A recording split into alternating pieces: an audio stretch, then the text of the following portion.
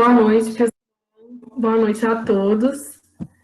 Sejam todos bem-vindos.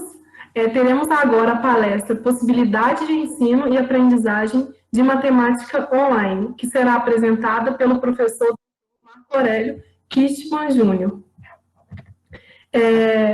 O professor Marco Aurélio, ele possui graduação em Matemática pela Universidade Federal de Juiz de Fora e mestrado em Educação pela Universidade Federal do Rio de Janeiro. Ele é doutor na Universidade Estadual Paulista, Rio Claro, em Educação Matemática. Atualmente, ele é professor adjunto da Universidade Federal de Juiz de Fora, no Departamento de Matemática. Tem experiência na área de Educação Básica e Educação Matemática. Aproveitando, professor, para agradecer por aceitar o nosso convite e pela disponibilidade em participar do nosso evento, tá bom? Muito obrigada, professor. Agradecemos também a presença de todos os que são da casa e também aqueles presentes de outras universidades. E aproveitamos para relembrar algumas informações. Todos devem manter seus microfones e câmeras desligados. Todas as dúvidas serão tiradas no final da palestra, podendo ser enviadas a qualquer momento pelo chat. Lembrando que os certificados serão disponibilizados através da plataforma Integra para os internos do ICE e enviado por e-mail aos demais participantes. Enviaremos no final dessa palestra um formulário que deve ser preenchido como comprovante de presença. Uma boa palestra a todos e todas, e qualquer dúvida, estamos à disposição. Tá ótimo. Boa noite a todos. Obrigado, comissão, do COMAP, pelo convite. Se o som tiver algum problema, pode me avisar aí durante nosso bate-papo aí no chat. Vou ficar acompanhando também o chat. Bom, eu acho que já quero dar os parabéns por esse evento, que é um sucesso. Estava falando um pouco antes de começar que tem que ter o segundo COMAP, o mais breve possível, se possível em outubro, na nossa tradicional Semana da Matemática. Quero saudar aqui todos os meus amigos que eu divulguei essa palestra. Hoje alguns vão ver depois lá no YouTube.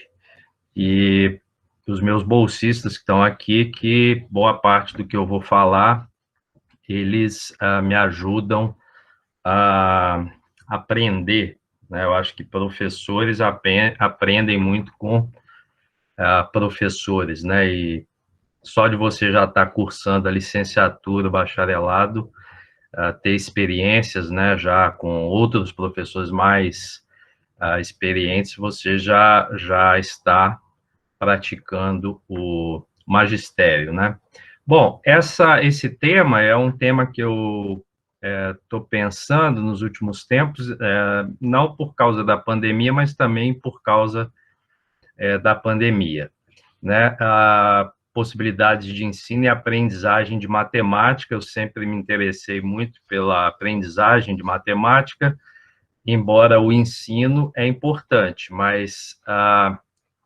muitas vezes a gente ensina muito e aprende pouco, E tem que haver um equilíbrio entre o ensino e a aprendizagem. Cada um ensina de uma forma, usa metodologias diferentes, e cada um de nós que estamos aqui na humanidade, dentro dessa sala, é um grupo de 55 pessoas, aprende de uma forma. Ninguém que está aqui dentro é igual ao outro, Nem em termos orgânicos, nem em termos de ritmo, E cada um aprende de uma forma, embora o ensino, geralmente, ele tem uma linearidade, em particular em matemática, boa parte dos professores tem uma conduta de ensino que é resultante das aulas que eles tiveram, Eu dou as aulas, quando eu tenho que dar aula, eu dou exatamente diferente de tudo que me ensinaram, porque eu acabei criando um estilo próprio, E eu acho que a aprendizagem, ela acontece independente de ensino. Muitas coisas eu aprendo e não tenho professor, a gente tem professor enquanto a gente está na graduação. Depois, você vai ter que se unir a outros professores, a outros pares e aprender coisas. E nesse meio termo, você vai ter que ensinar algumas coisas também, enfim. Eu vou falar, o que eu estou falando é o que está sendo escrito num capítulo de livro, que deve sair daqui a algum tempo, e um artigo também, que é uma das funções de qualquer pesquisador, é você publicar bem, publicar sempre, divulgar as suas pesquisas. Eu sempre levei isso a sério, e eu gosto de escrever, eu gosto de ler, eu tenho uma boa biblioteca dentro de casa, então isso me ajuda também a escrever sempre, porque professor de matemática, em particular, tem que estar lendo sempre, tem que estar escrevendo suas experiências, né, em forma de pesquisa, e tem que ter uma boa biblioteca para você, não só de livros de matemática, porque quem só estuda matemática acaba só falando de matemática.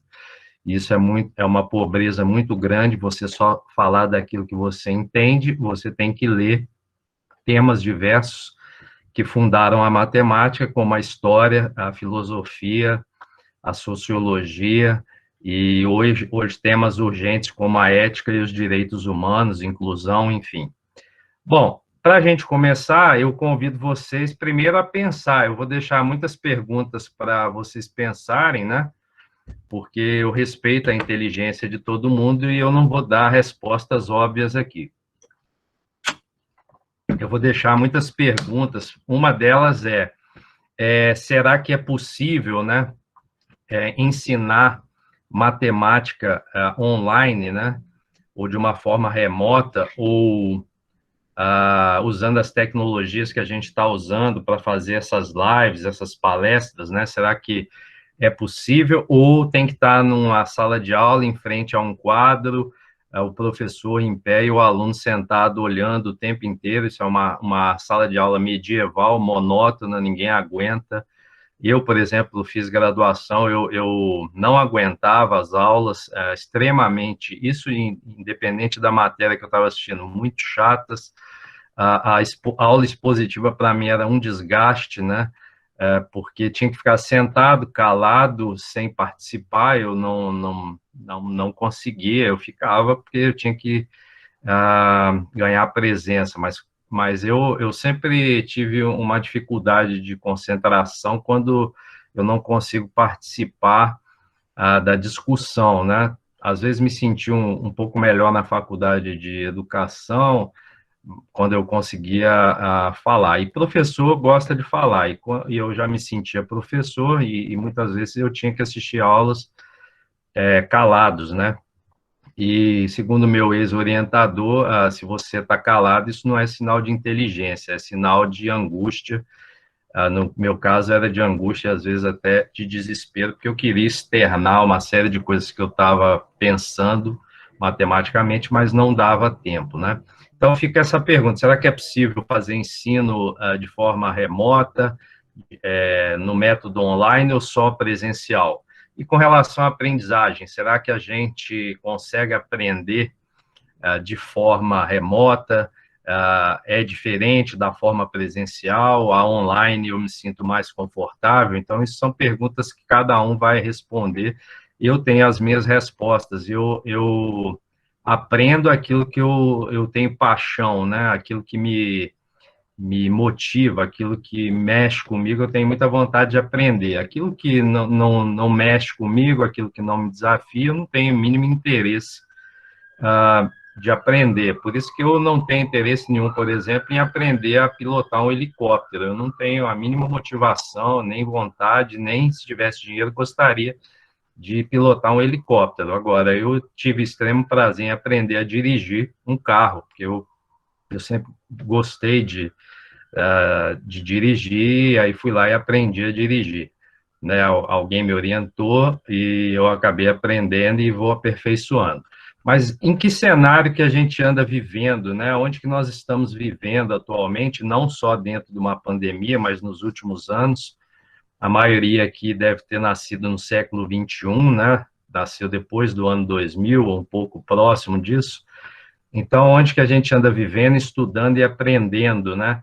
é um mundo onde é muito diferente daquele o qual eu fui formado como professor, né? Porque eu não tinha computador na época, o que tinha era muito diferente do que tem hoje, não tinha celular, não tinha Google, e, no entanto, a minha geração conseguiu, no meu modo de ver, se sair muito bem. A gente estudava de forma em grupos, né, ou de forma individual. Eu tive mais facilidade para aprender em grupo depois que eu já tinha estudado sozinho, né, e continua assim. Eu tenho que me preparar sozinho para depois poder atuar em grupo.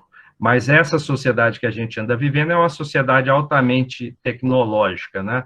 É uma sociedade, por exemplo, onde a minha geração continua usando relógio, né? A gente continua usando relógio de pulso, e eu converso com vários jovens, né, com vários professores jovens, e boa parte deles não tem relógio de pulso, e quando tem, é para enfeite, é para adereço, porque boa parte dos jovens, né, da geração que nasceu depois do ano 2000, eles fazem consultas, inclusive de horas ou de tempo, usando o aparelho celular, né? Então, eles resolvem todos os problemas usando o celular. Por que o relógio vai sendo abandonado, por exemplo, com o tempo? Porque hoje o relógio é unifuncional, ele só tem uma função, mostrar a hora e, no máximo, a data, né, em geral.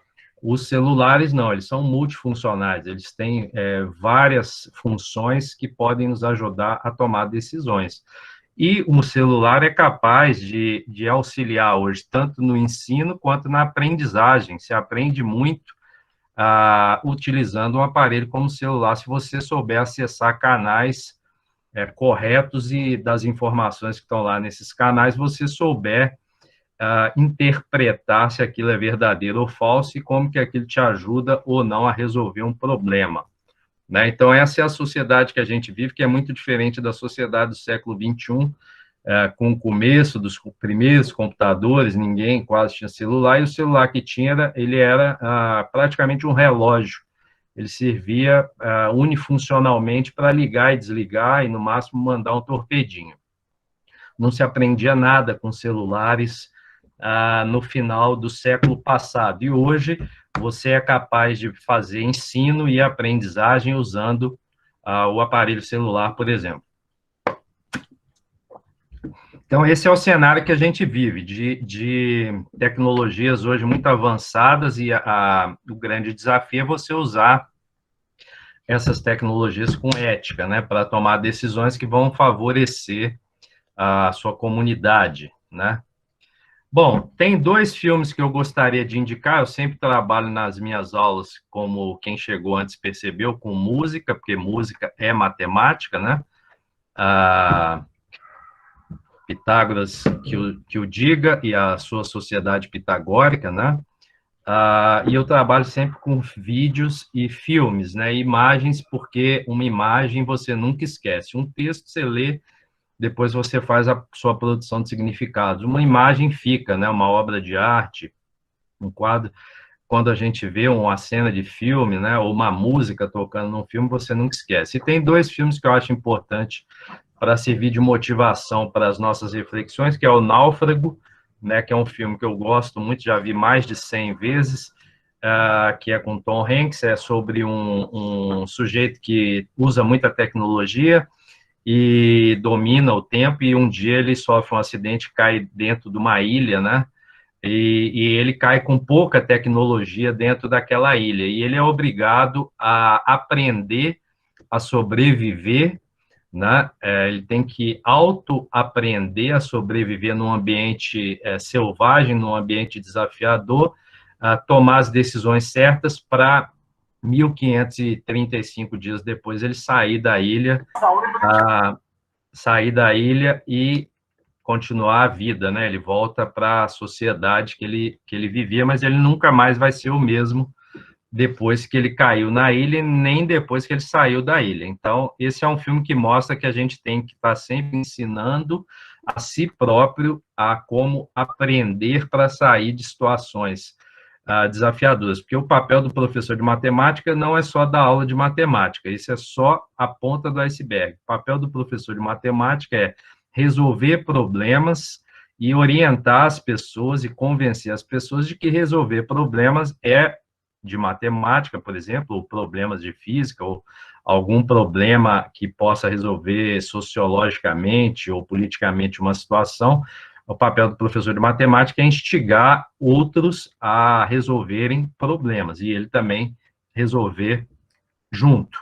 E o outro filme também, que é um filme que ilustra bem o papel do ensino, né, de que a gente tem que ensinar coisas, mas, sobretudo, aprender é muito mais importante, na minha visão, que é Perdido em Marte, que é um filme com Matt Damon, onde o astronauta ele é abandonado em Marte e tem que esperar um resgate. É muito parecido a analogia com o náufrago, porque ele fica ilhado em Marte e tem que sobreviver, não morrer de frio nem de fome, e para isso ele tem que resolver vários problemas, e o principal é a alimentação, porque em Marte não tem delivery, ele não conseguia fazer uma ligação e alguém lá levar comida, até porque os seus colegas já estavam anos-luz retornando para a Terra, porque acharam que ele tinha morrido.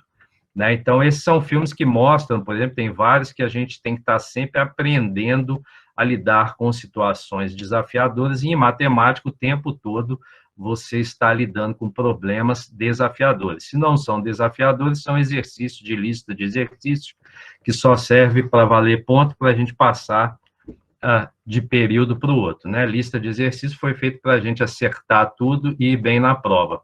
Problemas são situações que a gente vai ter que pesquisar, vai ter que demorar, vai ter que ruminar, vai ter que gastar um tempo e vai ter que se unir em grupos para resolver. Esses são os problemas desafiadores. Então, o papel do professor de matemática é resolver problemas e, sobretudo, providenciar um bom ensino, né, o melhor que ele consiga, mas, sobretudo, estar sempre aprendendo a matemática junto com os seus estudantes, né, com seus bolsistas, com seus colegas.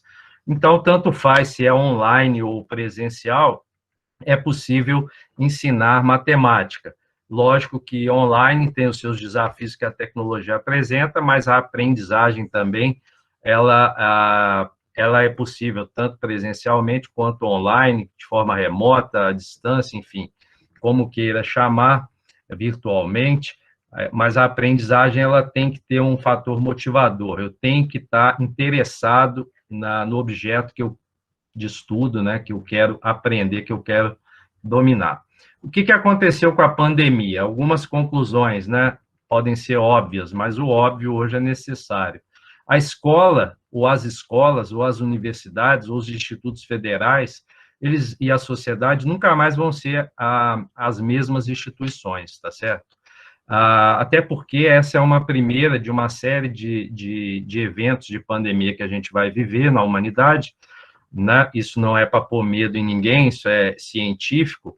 Nós ainda vamos passar por vários momentos desafiadores e vamos ter que resolver problemas usando a estatística, a matemática, a ciência da computação, ou seja, as TICs, né, as tecnologias da informação e da comunicação, para resolver esses problemas. E, principalmente, a biotecnologia, a medicina e a infectologia vão estar aí junto com a matemática e as outras ciências que eu falei. Então, a escola que a gente vai frequentar daqui a um tempo, vocês vão lecionar lá, ou a universidade, ela nunca mais vai ser a mesma, porque esse período de alguns meses, que pode durar 24 meses, por exemplo, ele vai propiciar a capacitação de muitos professores a ensinarem e a aprenderem de uma forma remota, online, muita gente saindo da zona de conforto e começando a entender como que se faz um procedimento online. A gente erra bastante, mas errar faz parte da ciência. Quem não erra, não faz ciência. E quem pune o erro, não sabe o que é ciência, tá certo? O erro vale ouro, porque o acúmulo de erros é que proporciona um acerto. A gente vive também um momento que ficou constatado que a educação, em todos os sentidos, ela estava completamente capenga, né? Uma educação fast food, o modelo foie gras, que é aquele método que você injeta comida à força na goela do ganso, até o fígado dele inchar, ele morre e você transforma aquilo lá em comida, né? Ou seria em conhecimento. Na verdade, é só um acúmulo de informações. Um modelo industrial que a gente vivia, né? Sendo que o ideal, se é que se pode chamar alguma coisa de ideal hoje, mas o prazeroso deveria ser o modelo de ensino e o modelo de aprendizagem do agricultor. Como é que é o modelo do agricultor? Você vai cultivando aos poucos a semente até ela virar, né, depois de alguns anos, uma árvore que vai gerar os frutos. O fruto, no nosso caso de professor, são vários. O primeiro deles é você se formar em matemática, né, um grande fruto.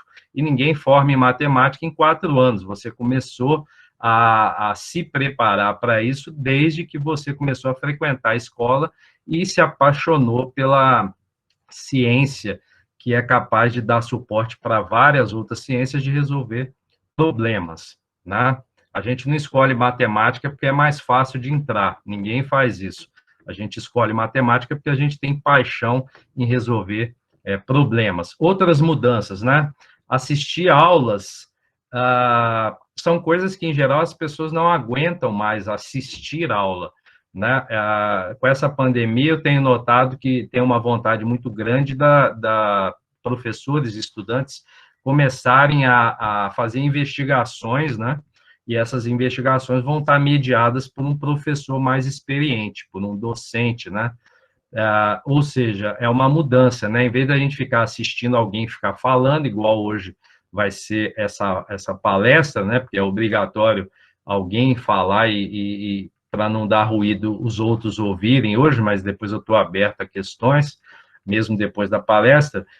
Ninguém aguenta muito tempo ficar ouvindo um assunto que você poderia estar em casa estudando confortavelmente, né? E ninguém aguenta também ficar dentro de casa ouvindo um assunto que não tem vontade. Então, assistir aula vai se tornar fazer investigações, e agora as investigações vão ter que ser, a boa parte delas, online, né, em grupos virtuais. Então, é um rompimento também de estudar para provas, né? Um professor não estuda para provas, ou um futuro professor, ele não estuda para provas, ele estuda para aprender e para ser um bom profissional. Quem estuda para a prova é alguém que não tem noção do que é ser um professor, do que é ser um profissional. Nós até estudamos para fazer algumas provas, mas isso não se resume à carreira de professor. Em geral, a gente estuda primeiro porque gosta e depois porque quer ser um bom profissional e quer aprender bastante coisas e depois compartilhar com os nossos alunos, né, nossos futuros alunos.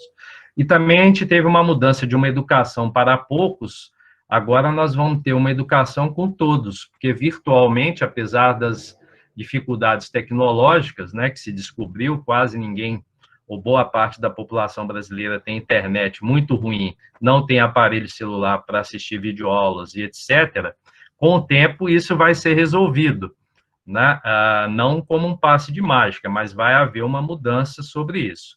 E aí nós vamos ter uma educação, em vez de para poucos, uma educação com todos, né? E aí como é que vai ser, o que essas mudanças, o que são essas mudanças com relação ao ensino e aprendizagem online? Primeiro, as metodologias vão mudar. Antigamente, quer dizer, até pouco tempo, um professor ficava falando o tempo todo, os alunos sentado ouvindo, né, respeitosamente.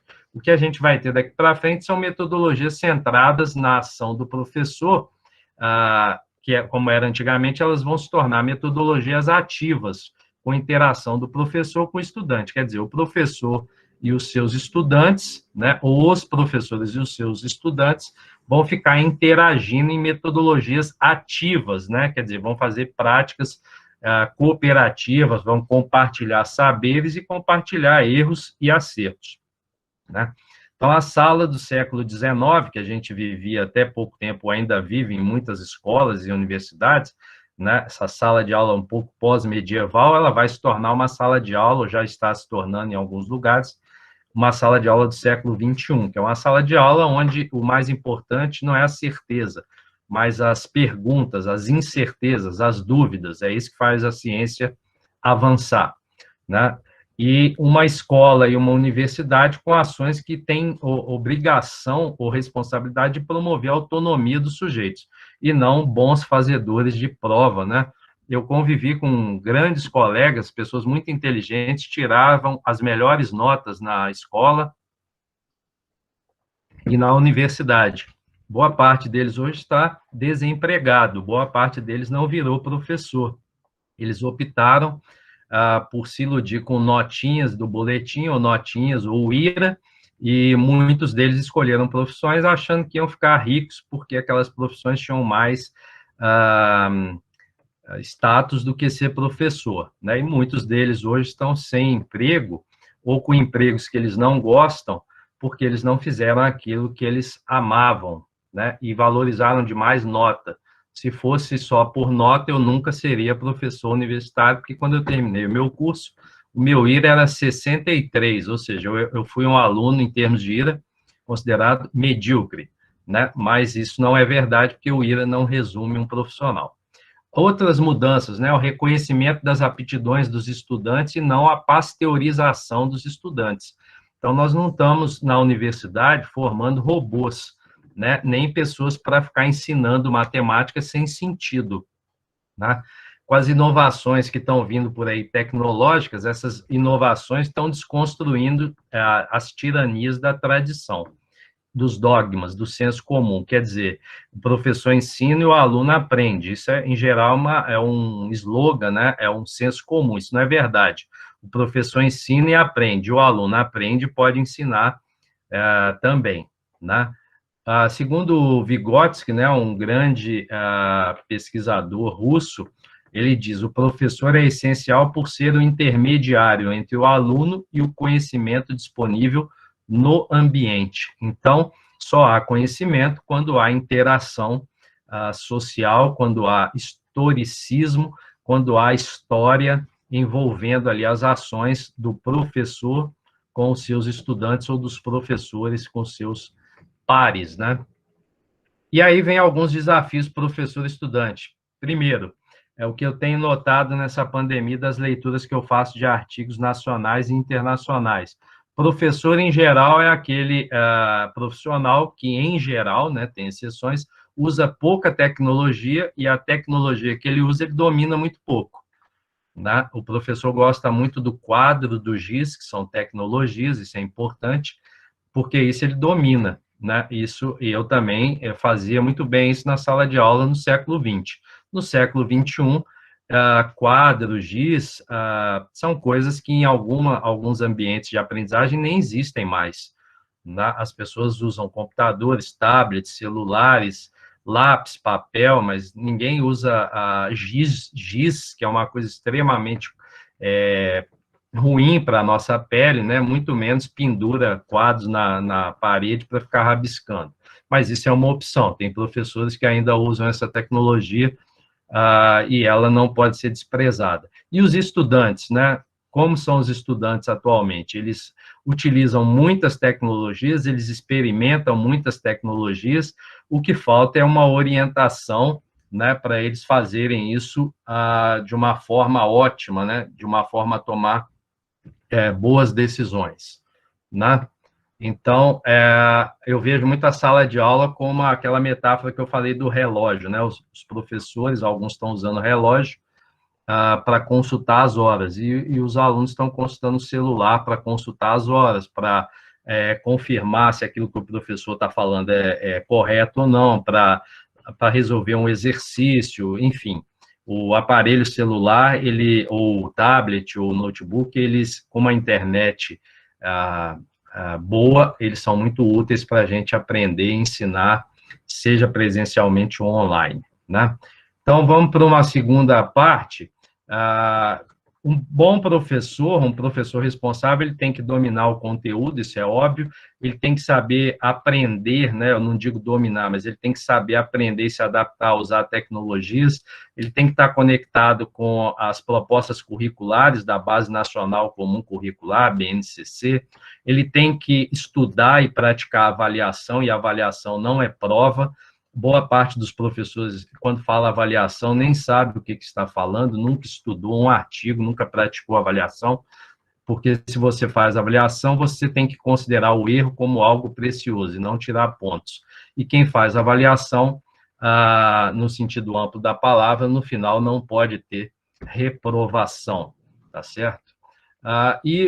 Um professor tem que ter noção do tempo e do espaço, né? E agora o nosso tempo, ele é precioso, como sempre, e o espaço, a boa parte dele vai ser virtual, né? Nós não vamos ter que deslocar muito para aprender ou ensinar.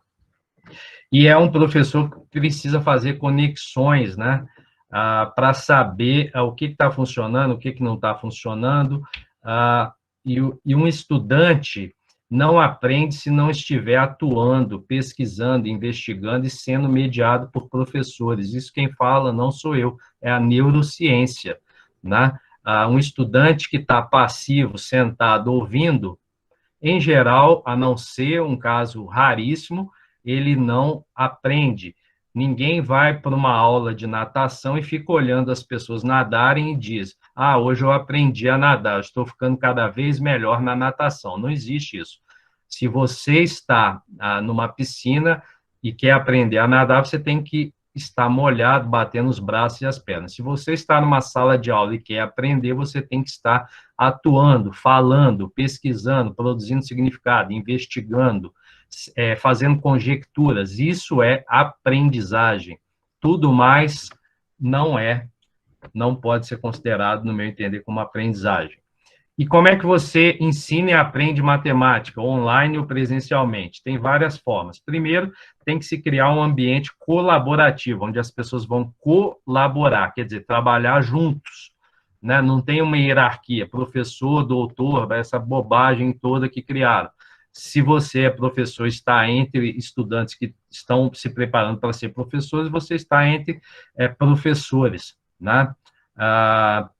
E aí você pode aprender num ambiente colaborativo, que é o que eu acho essencial, uma aprendizagem baseada em problemas, né, que é o Project-Based Learning, né, que é uma área muito importante que o professor estude e saiba como ela funciona, ou uma aprendizagem por meio de projetos, né, que a gente usa no meu grupo de pesquisa, aprendizagem usando, por exemplo, a resolução de problemas e modelagem matemática, né? E também o ensino e aprendizagem pode se dar por meio das já citadas metodologias ativas de aprendizagem, que são os estudantes e os professores interagindo, investigando temas que eles têm vontade de aprender com profundidade, além daquele que está no livro didático, que é importante cumprir o livro didático, sim, é importante, mas só isso é muito pouco para quem quer realmente aprender matemática. Você tem que ir além, porque o livro didático ele tem um limite, tá certo? O professor tem que transcender, o livro didático não pode ser um impedidor de novas aprendizagens matemáticas. E aí o papel das metodologias ativas, que é o professor e os estudantes agindo juntos. Você também pode ter um ensino e aprendizagem usando múltiplas linguagens e ambientes virtuais com uso de tecnologias. Isso vai ser mais do que necessário agora, principalmente porque as pessoas aprendem em ritmos diferentes, tem alunos com deficiência na sala de aula, né, dos cursos de licenciatura, tem alunos que têm um ritmo de aprendizagem que tem que ser respeitado, uns aprendem mais rápido do que os outros, e você tem que usar múltiplas linguagens e ambientes virtuais para que cada um escolha como vai aprender e no ritmo que vai aprender. E, sem dúvida, tem que promover a inclusão dos estudantes, né, com deficiências e os estudantes que demonstrarem que têm um ritmo diferente. Eu, por exemplo, tinha um ritmo bem diferente dos meus colegas, eu demorava mais a aprender, mas depois que eu aprendi, eu não esquecia, né? Porque quando você aprende de verdade, fica para sempre.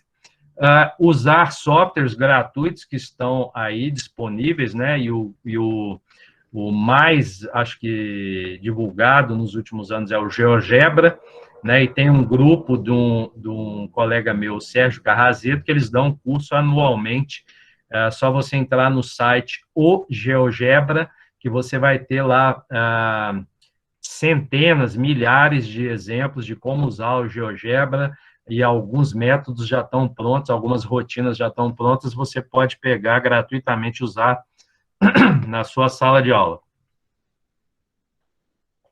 Outra forma também de você ensinar ou aprender matemática online é o uso de ambientes virtuais, né, os AVAs que tem por aí. E aí você tem hoje uma gama de ambientes como Zoom, Meet, tem os Hangouts, tem as online classes, né, para você aprender as matemáticas, né, porque a única língua que matemática está no singular é o português. A matemática não existe só uma, há várias matemáticas, né, que estão por aí. O ser humano em grupo é capaz de produzir as suas matemáticas, e tem, obviamente, a matemática clássica, que é aquela que predomina nos cursos de licenciatura e bacharelado, e promovem, talvez, uma deformação profissional ao invés de uma formação profissional, porque a gente sai achando que aquilo só que é matemática, aquilo que é oferecido nos cursos de matemática, né? Então, aí os indígenas, os sem terra, os ciganos e vários grupos culturais mostrando que há diversas formas de você produzir matemática com várias tecnologias, né? Sejam elas digitais ou não, né? E o papel do professor nessa aprendizagem, nesse ensino online, qual que é? É o papel do professor como curador do conhecimento. Isso quer dizer o quê? O professor ele vai observar as informações que tem ali, como que é possível, a partir daquelas informações, gerar ou produzir conhecimento matemático, né? E aí o professor tem que estar sempre antenado o que está rolando no YouTube, nos sites, né? Nos blogs, para ele poder orientar os seus estudantes a ensino e a aprendizagem de matemática nesses meios virtuais. Uma coisa que eu gosto muito, é pouco utilizado em geral nos cursos de matemática, ou nos cursos de ciências exatas, é o portfólio. Portfólio é uma coleção de produções que você faz ao longo de um curso, né? Não é só listinha de exercício, que não gera, em geral, aprendizagem como deveria. O portfólio é tudo aquilo que é produzido durante um curso, as pesquisas, as anotações, as figuras, os desenhos, né? Os podcasts, as gravações, tudo isso pode compor um álbum, né, que mostra ao final de um curso o que você aprendeu, como que você aprendeu e por que teve coisas que você teve mais dificuldade. Então, eu incentivaria os professores a usar sempre um portfólio, né, tanto para a sua própria produção, né, como professor, quanto incentivar os alunos a aprenderem utilizando o portfólio. O que é o ponto forte do portfólio? Depois que ele está pronto, ou ao longo do processo onde ele vai ser montado, e você hoje pode montar um portfólio online, né, porque tem muitos instrumentos para isso, depois que o processo, e depois no final você consegue ver como se deu o desenvolvimento cognitivo daquele estudante, né, usando o portfólio. E eu tenho gostado muito de ouvir podcasts também de professores, e no nosso grupo lá de Pesquisa de Ponta, nós vamos começar a produzir podcasts, porque as pessoas gostam bastante de ouvir ideias boas, né, perguntas boas, e a gente tem que também não ficar só dependente de imagens, a gente tem que exercitar também os outros sentidos, e a audição é muito importante para um professor. Uso de vídeos educativos também é uma forma de ensinar e aprender matemática. Isso no nosso grupo Pesquisa de Ponta, a gente tem aqui na sala a Gabriela, a Taionara, o Davi, a gente tem feito vários vídeos educativos que estão lá no nosso canal Pesquisa de Ponta UFJF no YouTube. Você pode ir lá e baixar os vídeos, e eles estão sendo usados agora em algumas escolas públicas nesse período de pandemia, porque são vídeos que tratam tanto da pandemia quanto de educação financeira e como estudar em casa, que é o ambiente onde a maioria dos brasileiros vai passar estudando em 2021 e 2022, pelo jeito, né? Então, a gente tem que começar a aprender a estudar bastante, aprender em casa, que é o ambiente mais seguro, que a ciência diz que é o ambiente onde nós devemos ficar a maior parte do tempo agora. E, novamente, usar diferentes linguagens e imagens para se aprender e ampliar os conhecimentos. Eu não, se vocês forem pesquisar, na década de 90, 80, 70, os livros tinham poucas figuras, né? Hoje, você pode ter um livro virtual e trabalhar dentro desse livro virtual com GeoGebra ou com outros softwares de matemática de uma forma dinâmica. Isso é óbvio que faz as pessoas aprenderem mais quando você está vendo a dinamicidade do conceito matemático do que naquela página fria de um livro didático, né? Por isso que muitos hoje se sentem mais motivados a usar a tecnologia para aprendizagem do que na minha época, onde a gente só usava lápis, papel, borracha e alguns instrumentos de desenho geométrico, né? Então, é um privilégio hoje para a geração atual poder ter esse monte de boas tecnologias disponíveis para aprendizagem. Eu já vou encaminhando quais são os benefícios da aprendizagem online, né? Primeiro, você vai conseguir aprender usando diferentes mídias. Você vai conseguir aprender pelo áudio, pelo vídeo e por texto, né? Ao contrário do ensino, o ensino geralmente é um falando e 50 ouvindo, né?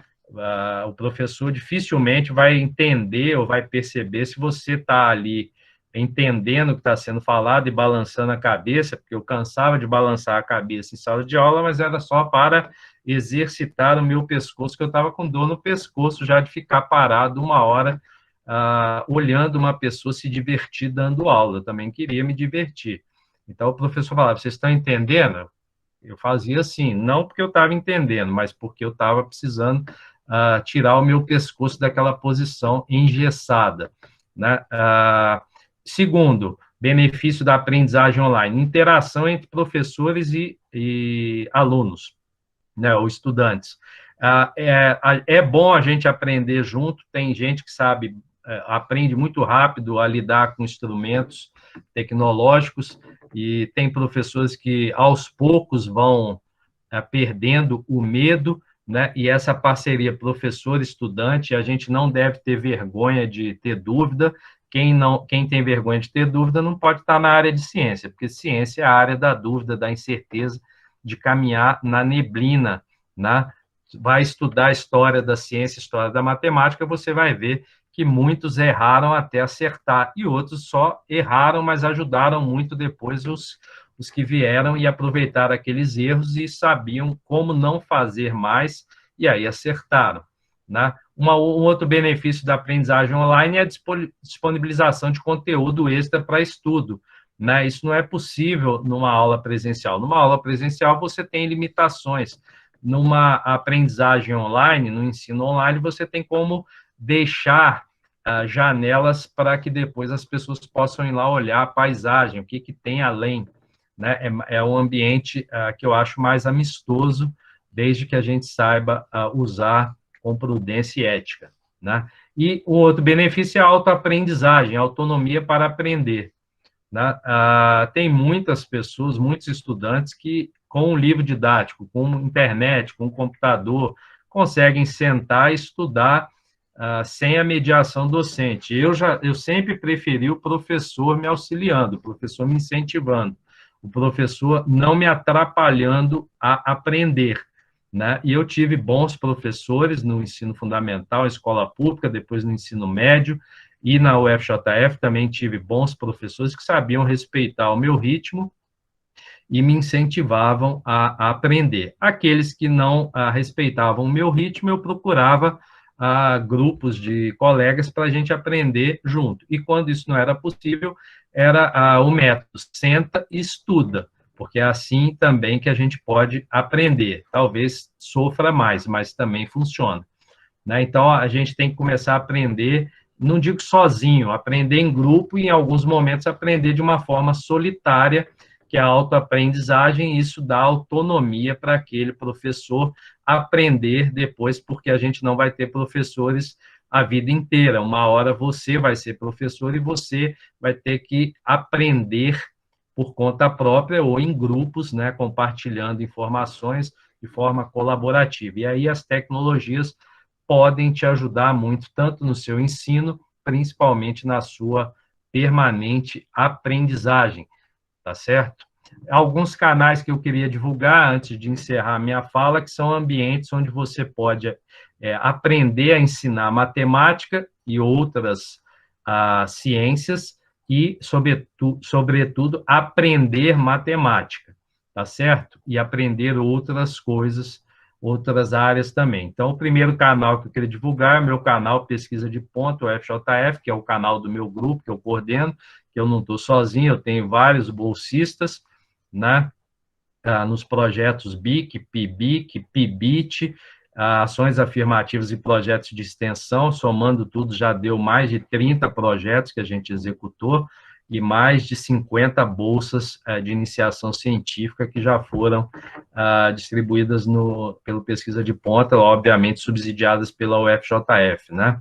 Então, se você entrar lá no canal Pesquisa de Ponto UFJF no YouTube, você vai ver lá dezenas de vídeos que a gente produz semanalmente e futuramente os podcasts também que a gente vai fazer de divulgação científica. E quem se associar lá ao canal, entra no canal, pode ser agora ou pode ser depois da palestra, depois me manda um e-mail dizendo o que você achou do canal, e os 3 primeiros e-mails eu vou sortear, bom, os 3 primeiros e-mails que eu receber, com comentários interessantes, né, pode ser críticas também sobre o canal, depois eu vou dar de presente um livro que foi lançado, que eu estou como coautor também, de educação financeira. Introdução ao Pensamento Matemático é um site, é um curso da Universidade de Stanford, né, que é uma das maiores universidades do mundo, é uma universidade americana, é uma universidade de elite, mas ela tem vários bolsistas, né, que não podem pagar essa universidade, que é caríssima. Tem um curso que chama Introdução ao Pensamento Matemático. Esse curso é dado pelo Keith Devlin, que é o autor do Diabo dos Números, né, que é um livro de divulgação de matemática, muito utilizado nas escolas, eu utilizava, é um livro muito bom. E ele tem um curso que chama Introdução ao Pensamento Matemático, que é fenomenal, né, e tem legendas. É um curso que você vai aprender a desenvolver o seu pensamento matemático, né, que é muito diferente de achar que sabe matemática. Né, a gente sabe algumas coisas de matemática, agora, pensamento matemático é um processo, né, que tem que ser cultivado. Tem o YouTube Edu, né, se você escrever no Google YouTube Edu, você vai ter um canal também que tem vários temas, vários assuntos que vão te ajudar no seu ensino e na sua aprendizagem de matemática, né. Tem o site Coursera, né? Coursera, o Coursera, que tem cursos de variadas demandas de matemática, de estatística, computação, de engenharia, de línguas, né? É inconcebível um professor de matemática que não sabe falar pelo menos uma língua além do português. Você vai falar com quem? Só com quem fala português? Então, você vai falar com um número limitado de pessoas. Não precisa ter o melhor inglês, mas tem que saber falar inglês e espanhol para se comunicar cientificamente. Se quiser fazer gracinha, aprende o russo, aprende o chinês, que aí você domina o mundo, tá certo? Tem os sites da USP e da Unicamp, que tem as melhores aulas, no meu entender, hoje online, né? Você pode fazer um curso de matemática todinho online, assistindo aulas virtuais. É lógico que você vai ter que fazer as provas, né, na UFJF, mas você pode assistir um curso inteirinho de cálculo 1, 2, 3, 4, análise, enfim, sentado, olhando, estudando os cursos que estão da USP e da Unicamp, que são muito bons. Tem matemática com o Procopio, que é um jovem professor que eu tenho acompanhado, ele é muito bom, ele veio ao UFJF no ano passado, ele é um professor de matemática que, em geral, tem colhido bons conceitos, né, porque ele faz a matemática de uma forma divertida. Tem o site que é o que os alunos mais me falam que assistem aulas, que é o Professor Ferreto, né, que é um site que você também pode acessar e aprender bastante matemática. Eu indico sempre as aulas do professor Ferreto para os alunos que eu dou aula da educação à distância. Tem o site O GeoGebra, que eu já falei durante a apresentação, que você pode aprender matemática utilizando e ensinar também utilizando o software livre GeoGebra, ele é gratuito, funciona em celular e tem também a versão 3D. Tem o portal Educação, que lá tem um número infinito de materiais que você pode utilizar e ensinar matemática. Não é só fazer conta, não é só ensinar teorema, você também tem que ensinar a história das ideias matemáticas, a história do pensamento matemático. Isso faz parte da cultura que o professor de matemática tem que ter, porque senão ele só sabe fazer conta, e isso robô também sabe, e não é um professor, não é um educador. Então, a gente tem que também estar atualizado sobre as ideias matemáticas ao longo da história da humanidade. Então, esse site, Portal da Educação, vale a pena.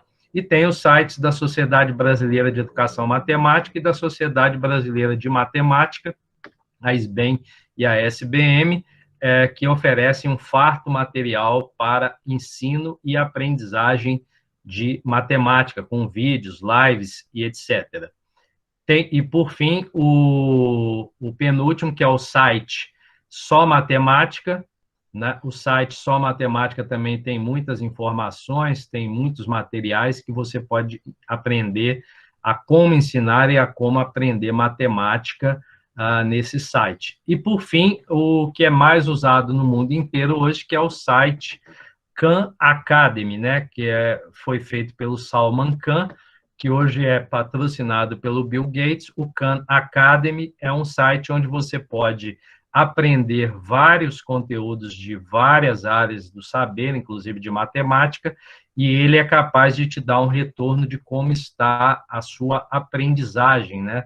Ele tem um algoritmo lá que é possível dizer como é que está a sua aprendizagem, o seu rendimento, como é que você está indo, ou seja, ele te dá um feedback, isso é muito importante, né, para quem está aprendendo matemática e quem quer ensinar matemática. Então, é isso que eu tinha para falar, esses são os canais, e eu gostaria de fazer duas citações finais, porque eu gosto muito de poesia, e eu sou um seguidor do Paulo Freire, não só um seguidor de ficar lendo livros do Paulo Freire, mas a minha prática como professor sempre foi embasada em educadores como Paulo Freire. Daí eu não ter na minha concepção, por exemplo, a reprovação. Um aluno, se desistir do curso, ele vai ser reprovado, mas no meu modo de ver, eu tenho que ajudá-lo até o final a se superar, a aprender muito mais do que valorizar somente o ensino. E aí tem dois pensamentos que eu gosto muito. O primeiro é da Cora Coralina, que diz: o saber a gente aprende com os mestres e com os livros. A sabedoria se aprende com a vida e com os humildes. Tá certo? Então, saber a gente aprende com os mestres, os professores, e com os livros, e com tecnologia hoje. A sabedoria é diferente. Sabedoria não é saber. A sabedoria se aprende com a vida, ou seja, você tem que ter um processo, né? Você tem que viver, você tem que atuar, você tem que estar nas escolas, você tem que estar com o povo, e, sobretudo, a sabedoria se aprende com os humildes, né? E ser humilde é muito diferente do que as pessoas hoje andam usando essa palavra. Todo mundo sabe o que é uma pessoa humilde, não é aquela que está linkada só com a renda que ela ganha para sobreviver durante um mês. E o outro, para fechar minha fala finalmente, é a fala do Paulo Freire, que eu acho que todo professor deveria se inspirar. Quem ensina, aprende ao ensinar, e quem aprende, ensina ao aprender. Então, quem ensina, aprende ao ensinar, e quem aprende, ensina ao aprender. Então, salve Paulo Freire, nosso patrono da educação, obrigado pela presença e obrigado pelo convite para estar aqui aprendendo com vocês e, principalmente, tudo que eu falei hoje, o primeiro que tem que praticar ou continuar praticando, como sempre, é quem fala primeiro. Então, eu tenho a responsabilidade de continuar sendo coerente com tudo aquilo que eu falo, até porque agora está gravado, qualquer um pode me abordar e me cobrar se eu estiver fazendo uma coisa diferente do que eu falei aqui hoje. Só que isso não vai acontecer, porque eu procuro exatamente fazer aquilo que eu falo e seguir bons exemplos que eu tive. E a minha principal educadora, para fechar minha fala, foi minha mãe, que me ensinou a ler, escrever e me incentivou a aprender matemática e aprender línguas, porque é assim que a gente consegue se comunicar. E a linguagem e a matemática é uma linguagem universal que, se a gente aprender legal, dá para se comunicar com qualquer humano em qualquer lugar do planeta. É isso. Desejo muito sucesso para vocês como professores, que vocês ensinem bastante, mas, sobretudo, aprendam muito mais do que ensinem. É isso. Obrigado, comissão. Estou aberto aí se tiver alguma dúvida, comentário, crítica. Beleza? Vamos lá. Então, professor, até o momento nós não temos nenhuma dúvida no chat. Na verdade, eu vou fazer uma pergunta a respeito de você planejar uma aula de matemática na plataforma digital e acontecer da plataforma não pegar. Então, tipo assim, diante desse imprevisto, o que o professor deve fazer para que os alunos não fiquem frustrados por não ter uma aula e que consiga, de alguma forma, passar o que ele queria passar antes dessa plataforma dar algum problema? Pois é, isso aí acontece direto. Hoje eu estava numa banca e deu um pique de luz aqui em casa, e foi justamente na hora que eu estava fazendo a minha avaliação de um trabalho excelente, que eu avaliei hoje de mestrado, de uma banca do CAED, onde eu também sou pesquisador, né? Além de ser pesquisador do departamento de matemática, na educação matemática, e no CAED também eu tenho feito pesquisas, e na PUC de São Paulo, com alguns professores lá que são os meus parceiros. Agora, o professor ele tem que ter noção seguinte: tecnologia é falha. Eu cansei de preparar boas aulas e fui para a escola pública, onde eu fiquei lá 17 anos, né, na Estado, na prefeitura, em ambientes de cárcere, né, e em ambientes de CAPES, foi aonde eu trabalhei em várias instituições diferentes, e principalmente na EJA, e às vezes eu chegava para dar aula na EJA e acabava a luz, né? Acabava a luz da escola, e aí como é que você vai dar aula sem luz, né? As pessoas não e os alunos eram dispensados naquele dia, mas eles não eram simplesmente dispensados da minha aula. O que acontecia? Eu estava sempre com materiais preparados, né, para emergências do tipo acabou a luz, e tinha escolas que eu ia, acabava a luz toda sexta-feira. Eu comecei a desconfiar que alguém desligava lá ou queimava o relógio para não ter a aula. E eu dava aula, 5 aulas sexta-feira, e não era por minha causa que os alunos estavam, talvez, apagando a luz, eram por outras disciplinas lá. Mas, até porque eu era muito gente boa, eu sei falar a linguagem do povo, porque eu sou do povo, né? Eu não me luto com essa história de ser doutor, nada disso. Isso aí são rótulos importantes, mas isso não resolve nada na nossa vida sozinho. E eu sempre preparei materiais, e quando acabava a luz, eu ia lá no meu armário e trazia materiais para eles levarem embora e fazer em casa as atividades. E na outra semana a gente corrigia e conversava. Um professor ele tem que sempre fazer algumas coisas que, em geral, as pessoas desprezam. Por exemplo, fazer um contrato didático com a sua turma. O que é contrato didático? É um contrato mesmo, você vai dizer para os alunos como é que vai ser seu curso, o que vocês vão estudar, como é que vão ser as avaliações, ou as provas, ou os testes, qual que é a bibliografia que eles vão ter que utilizar, que livros que eles vão ter que ler, vai ter que estar bem programado. Olha, na aula do dia tal vai acontecer isso. É lógico que isso é um planejamento flexível, né? E o dia que não tiver aula presencial, não quer dizer que não tem nada para estudar, né? O professor tem que estar sempre bem organizado para ele tirar da sua pasta, do seu computador, ou enviar materiais para os alunos, para eles. Não teve aula presencial, mas não quer dizer que não vai ter nada. E hoje, com o celular, eu tenho, todas as minhas turmas estão em grupos de WhatsApp, eu dou meu WhatsApp para qualquer pessoa, né? Eu não tenho problemas nenhum de esconder meu WhatsApp é para fins profissionais ou familiares, e quando eu não quero responder, eu simplesmente não olho a mensagem, né? E se eu olhar e não responder, todo mundo já sabe que eu vou responder depois. Agora, o professor tem que ser organizado, ele tem que estar com material para quando ocorrer, por exemplo, eu estou dando uma aula online, deu um pique de luz aqui em casa, aí o computador desligou, o roteador desligou.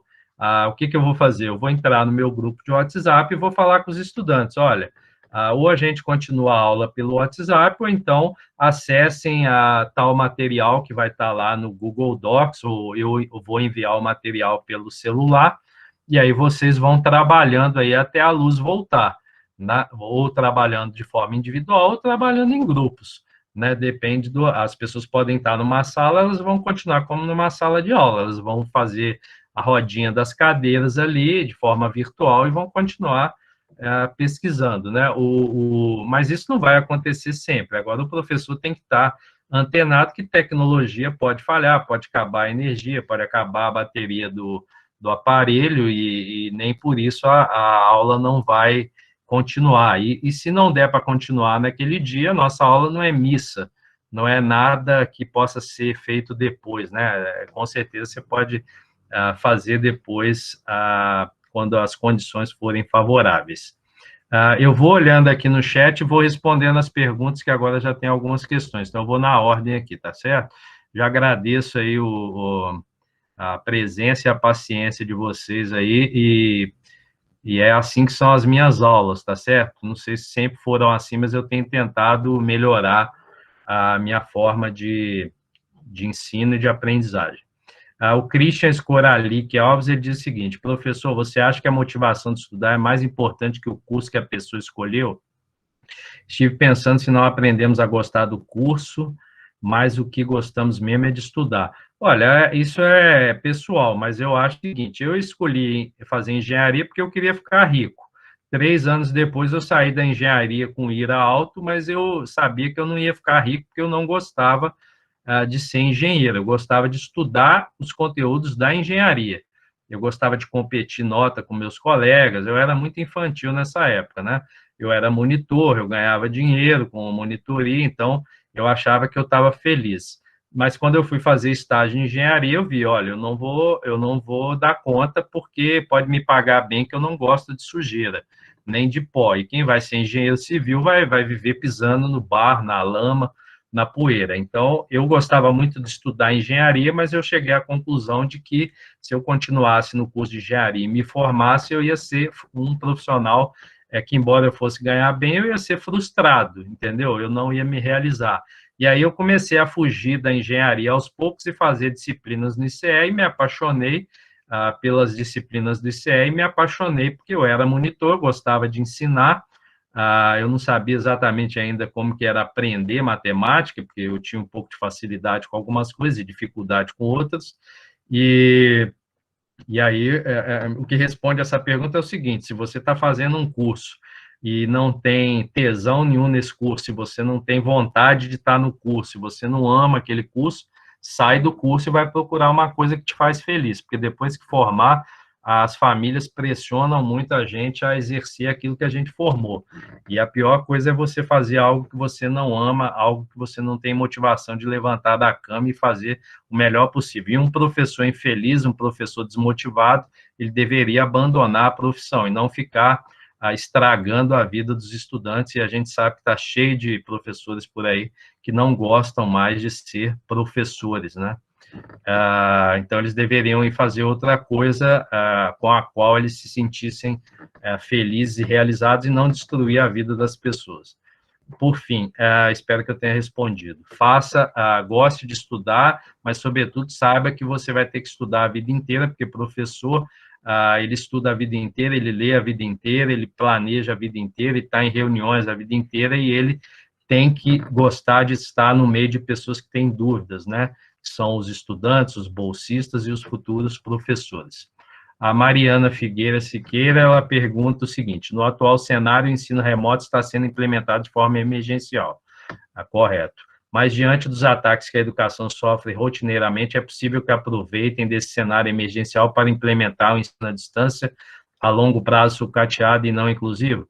Olha, é isso que a gente pensou no início, Mariana, que isso fosse acontecer, até porque no início a gente não entendia o que era essa pandemia, porque a última pandemia violenta foi há 100 anos atrás, aproximadamente, foi a gripe espanhola, né? Naquela época não tinha universidades, como tem hoje, a maioria estava na Europa, e a maioria da população europeia sumiu do mapa com a gripe espanhola, e quem sobreviveu para contar a história não chegou até o final do século XX, em geral.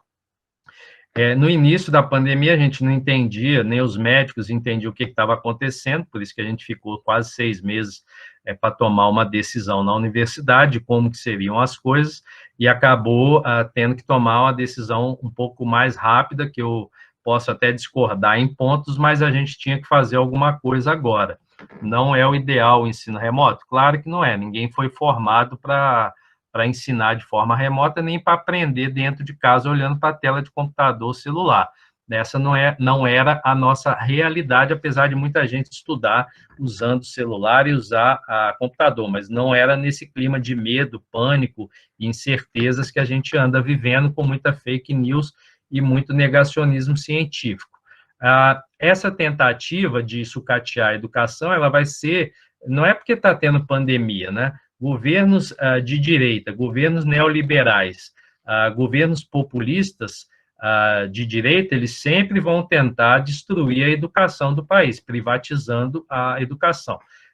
Quando eu estava na década de 90 na UFJF, o Fernando Henrique Cardoso tinha propostas neoliberais de sucateamento da universidade e de a universidade passar a ser paga. Isso voltou isso sempre volta ao tema, né, de quem tem mais dinheiro pagar as universidades. Só que isso é uma mentira, porque a elite do Brasil, que é a maioria que está dentro das universidades, ela se recusa a essa proposta, e ela está correta, entendeu? A universidade pública, ela tem que ser gratuita, porque quem paga ela são os nossos impostos, os professores têm que ser bem remunerados, os estudantes têm que ter bolsa, né? O número de bolsas ainda é muito pequeno, perto do que poderia ser, e tentativas de sucateamento sempre vão ocorrer, mas não vão se concretizar. Por quê?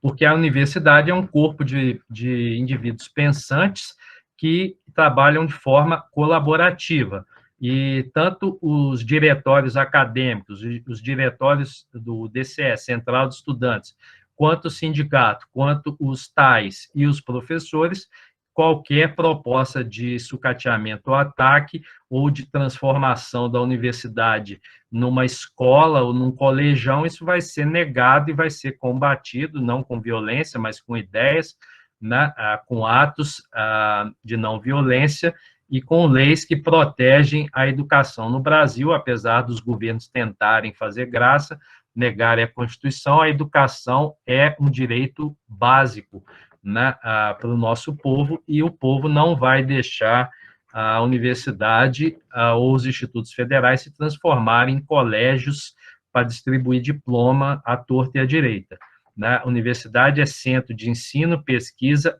extensão e, sobretudo, um local onde a gente pode praticar a nossa cidadania, né? Não é só na universidade que isso acontece.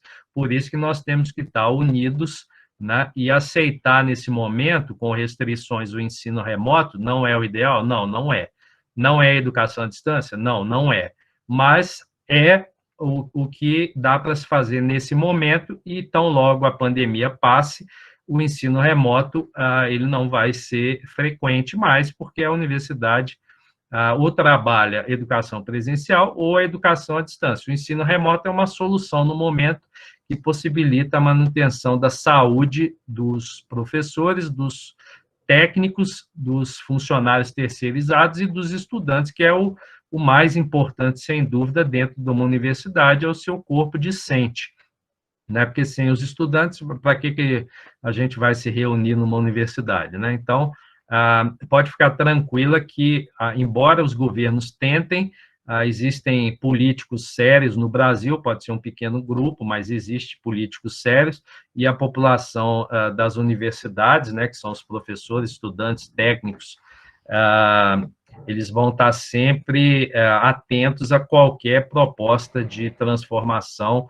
ou sucateamento dessa instituição no Brasil. São 63 universidades federais, fora as estaduais, fora os institutos federais, quer dizer, são pelo menos aí alguns milhões de pessoas que vão lutar, fora a população brasileira em geral, que apoia as universidades públicas e sabe que é nas universidades públicas que se faz ensino de qualidade, aprendizagem de qualidade e pesquisa que vai resolver os problemas dessa pandemia, vai sair também dos laboratórios que estão em universidades, em geral, universidades públicas.